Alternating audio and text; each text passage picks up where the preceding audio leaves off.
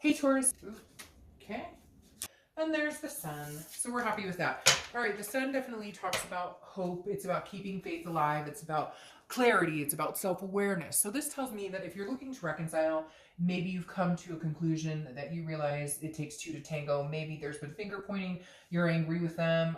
They're angry with you. But I feel like maybe you're both coming to some sort of conclusion that like it takes two to tango and neither one of you were perfect, and it's almost like you're getting over the stage of some sort of anger and finger pointing, and the sun has come out and you can see things clearly. I feel like some of you want to be like, I know exactly how we can fix this. I don't know why.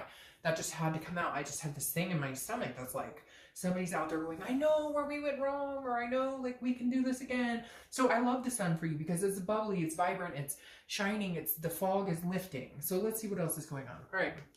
Your current position coming into the month is the Five of Cups, which is actually kind of the opposite of the sun. So we'll see what's going on. But the Five of Cups is about loss. It's about feeling a grief. It's about some sort of, crying over spilled milk, not paying attention, not listening to what's right in front of you. So I feel like either they're coming to you saying, hey, we can do this again.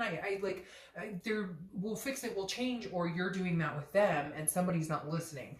Although I feel like that will come to fruition, that they will. But again, there's some sort of sadness here. So it is sad because I feel like for a lot of you, yes, I'm sure there was drama, cheating, different things. But for a lot of you, I feel like that ship has sailed, like that grief has sailed, and you're in a position of maybe being able to let go, but you're coming into the month feeling sad.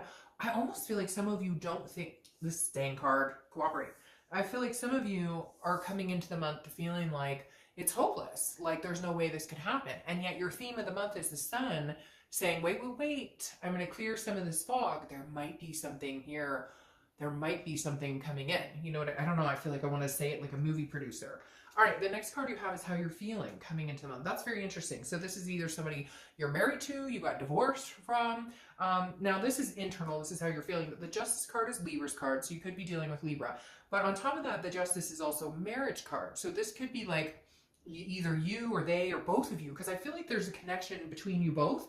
But because you're not actually communicating, the connection is super strong, okay? But because you're not actually having the conversations, you don't know what they're up to, they don't know what you're up to, but in the end, you're both having this hopeful but feeling sad because you don't have each other. And then the Justice card is saying either this is a person I thought I was going to marry, this is a person I still want to marry. The Justice card also, though, is justice is served. It's cause and effect. So it's something that happened, and maybe you're kind of like, okay, we had to take this break to get to this point of missing each other, to feeling this grief. We weren't communicating. We didn't have that emotion. The passion was gone, whatever it is. And you're kind of like, okay, now that we're apart, I don't want to be apart anymore. I don't want to feel that. And they don't want to feel that, because this right now, I'm telling you, the energy in this room is a dual connection. This is not one-sided. This is two people thinking about each other. And you know what? If that's not you, then this isn't your read. Because I get people all the time who say, I don't want them back. Then, hey, watch the singles read, right?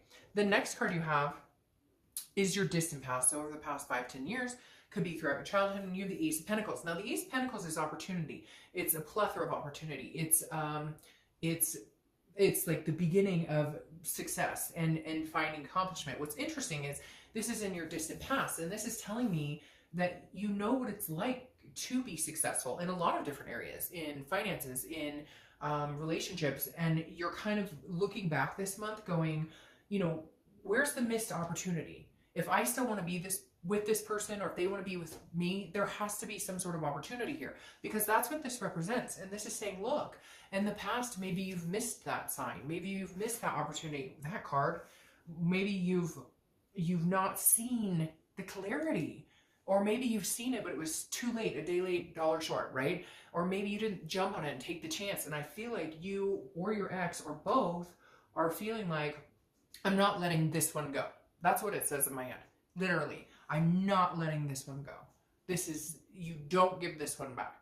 All right, the next card you have is your immediate past. Over the past 2 weeks, past month or two, and you have the Fool. The Fool is the beginning of a new cycle. I feel like you could have a new cycle with this person, because this is, again, the beginning. Now, this may be where you turn that leaf, like I said, where you're seeing things clearly, where you're like, oh my gosh, We can make this happen. I still have faith in this. The shadiness is cleared. Whatever has been storming on our parade is clearing, because the Fool is it's a fearlessness, it's a folly. It's, again, the beginning of the major arcana, so a whole new cycle coming into place here. And I feel like this is you almost saying, should I take a leap of faith in getting back together with this person, or vice versa? They're asking themselves the same thing. Again, I feel this duality, which is interesting because you guys are the Lover's card, and the Lover's card is all about duality. But the Fool to me represents a possibility of you or them or both seeing the light, feeling like there is some sort of like possibility of reconciliation. However, what's very interesting is I feel like a lot of you are not communicating, you're not talking, so you don't know what they're up to, they don't know what you're up to, you're assuming the worst, they're assuming the worst, and therefore nobody's saying anything. The next card you have is your distant future, so over the next month or two. See, and that's interesting. Over the next month or two, and you have the Death card. The Death is not a physical death. In fact, I love this card. It's Scorpio's card, so you could be dealing with a Scorpio, but death is about rebirth. It's about transformation. It's about the sun is shining. I can't even get that off my freaking mind. I don't know why. But again, this is the best card I think you have going for you, because your future is saying this is a rebirth. This is a possibility of a rebirth between you two. But also what's interesting here is it's not even just about a rebirth between you two. It's about a transformation, a belief, a change within yourself. So this could pertain to this person, or this could pertain to self-love. This could pertain to, guess what, if it doesn't work out with this person, that's okay, because you're ready for the future. Whatever you've been doing or whatever you're going to do over the next few months is going to gear up to whatever is coming your way, to almost, it feels almost like a destiny or some sort of karmic resolution, because again, this is some sort of change. Now it could be kids. I mean, she is pregnant and there is a kid right there, so it could be, you know, maybe you're having kids, maybe you're already pregnant, or maybe your significant other is pregnant, or your ex is pregnant, etc. I don't know why that popped in. I'm sure that may resonate with like one person, but there is something going on with the child here. I always see that in this card, but for some reason right here it's significant. Maybe you have kids with this other person, etc. You get the drift. But I like this card for you because this says no matter what's coming, the storm is clearing, the change is coming in. The next card you have is your immediate future. So over the next few weeks, you have the Knight of Pentacles. Hard at work, dutiful, cautious. So I feel like you're going to continue to keep your head in the game of life, right? Before, there may have been some devastating blows because of the breakup, because of the non-communication, because of the sadness, the grief. But somewhere along the lines, this month, it's like, you know what, I'm just going to work hard. I'm going to work hard at life. I'm going to be the best me I can be. I'm going to start on these changes and transformation. And hopefully we can come together at some point and maybe share that together. Maybe share what's been going on. Maybe share that transformation and that and those changes, etc. Because the Knight is somebody who's very dutiful. They're working for the end game, but the greater good, something much bigger than themselves. The next card you have is anything that's going to be tangible throughout the month. So it could be the beginning, middle, end. It can last for a day, an hour, etc. And you have the Page of Pentacles. The Page of Pentacles is very interesting. These go along. This is hard work. This is pragmatic. This is responsibility, but it's also aspiring for something bigger. There's something here that says to me, some of you are turning like a big leaf, and it's not like a maple leaf. It's like a banana leaf, okay? It is literally like something so significant in your life. You're making changes. But again, it's because I feel like you've all of a sudden got this clarity of like, holy shit. Now, it could be clarity because this person's like gone and maybe you needed them gone, so you could see what you needed to change in yourself. You could see the areas you were missing, work, career, family. Maybe you were kind of putting that on the back burner because of this grief, because of the sadness, because of what had been going on. And now you're able to understand that you can have a both. You can have the ex, you can do that and still maintain. But for whatever reason, you weren't able to do it before. I think there was fighting, there was jealousy, there was arguments, maybe infidelity. But now I feel like it's almost like a maturing. I can't explain it, like a growing up. And some of you are gonna be like, I am 55, and I get that totally. But at the same time, we grow and mature our entire lives. Like, believe me, we all do. So this just is some sort of like, you've upped the responsibility factor and you've upped like the importance of all of the things in your life. Like, you've realized what you're fighting for. The next card you have is how you're feeling throughout the month. Again, could be beginning, middle, end, could last for a day. You have the Queen of Wands. This is an excellent place to be. She is full of ferocity. She is sensuous. She is, you know, and again, I don't apply sex to the card, so male or female, but this person is just very confident, knows what they're going for, knows what they're going after. The confidence continues to build every step they take because they're embarking on these new journeys, these changes. They're embracing change. They're embracing. Now, for some of you, this could be that this person is no longer going to be in your life and all of this is coming to fruition because they're not. I feel like for a lot of you though, it's not like that. I feel like for a lot of you, it's almost realizing like you can possibly have this person back. But for some of you, it is going to be, they are gone, you are sad, but now everything's clear and you can see the light. The next card you have is your hopes and fears for the outcome of the month. And you have the Seven of Wands. So again, this is hopes or fears. And your fear is that, how do you communicate this? Because the Seven of Wands is a defense, it's a strategy. So how are you going to get in touch with them? How are they going to get in touch with you? Let's say you guys do call and talk to each other. Let's say you do text. Somebody broaches that and says, hey, I don't want silence anymore. I want to talk. It's making me sad not to have a discussion. We were, after all, really, really good friends. But the Seven of Wands is telling me that some of you are feeling like you don't know where to go from here. How do we get past the past? How do we not get on the defense? We know we're going to have conversations that could be pretty hard. We know we're going to have to, like, this isn't going to be like, hey, we start talking and we jump back in where we left off and everything's wonderful. No, there are underlying issues that have to be addressed. So your biggest fear here is, how do we get there? How do we move on? How do we address these issues? How do we do this in a manner that we can feel good, that we don't go back and start pointing the fingers, that we can clear the air again, that we're feeling like the fog is lifted. So your biggest fear is how, and when. I feel somebody out there going, and when, I want to know when. The next card you have is the Three of Wands. I love this for you. The Three of Wands is about teamwork, but so the Two of Wands is about planning something, okay? If you pulled the Two of Wands, it would be planning, looking forward, growth. The Three of Wands is about planning together.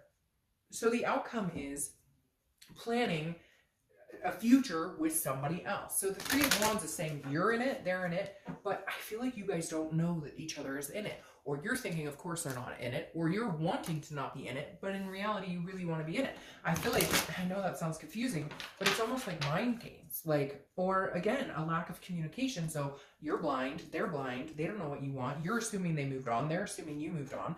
And for some of you, this is somebody that maybe you've been away from for a long time, but they've been on your mind, you've been on their mind. Again, some sort of dual connection here that can't be denied at this point. But the Three of Wands is about making the step. They go together very well, because the Three of Wands is like, where do we go from here? Okay, let's say you guys communicate and you both want each other back and you both love and care about each other and you still want that type of, you still want to move forward. How do we go about getting that? What do we do? He's focused. Like, okay, where do we go from here? So that's a conversation that's going to be had. The best part is that you're both on the same playing field. You're both on the same connection. Now, your Four of Coins, clarifying this, it's like a impoverished energy. So I feel like, again, it's not, the Four of Coins is like, is like a miserly energy. It's not, it's like you feel like they don't want you. They feel like you don't want them. And so what's clarifying your outcome here is like, you guys are going to have this discussion and get there. Because again, the Four of Coins, it's impoverished. It's feeling like you're like, not like you're lost without them. I don't want to say that because some of you are going to be like, that's a stretch. It's not like I'm lost without them. I've just been thinking about them a lot or whatever. But the Four of Pentacles is telling me some of you are feeling like your other half is missing, because this is a impoverished energy. This is feeling broke without them, and not, obviously in a physical way and not even in a financial way, but more of a mental, like, if we're not connected, then I feel like we're, another piece of me is missing. Because again, it's also a possessive energy, so it's kind of like a you're mine, but not in a weird crazy stalker way, more in like a, we work better together, but I feel like it's going to take you a minute to get there. Now, here's what I like is the Page of Wands is clarifying the distant future. The Page of Wands is a spark. It's curiosity and it's confidence. So this says, okay, somebody's going to humble up and be like, I can't stop thinking about you. I can't live without you type energy. I'm going to have a conversation. We need to have a conversation. We need to talk. I don't know what you're up to. Maybe you're dating 20 men or women. Maybe you're about to get married. I don't know, but I need to know what's going on. So eventually here in the next month or two, that Page of Wands is going to crack and somebody's going to call the other person or text and say, hey, what's going on? Or at least some sort of communication is going to come into fruition. Now, For some of you, again, like I said, this could be a total, nope, this is eye-opening. And then at some point you guys connect and you're like, no, I can't, I don't want to be with you.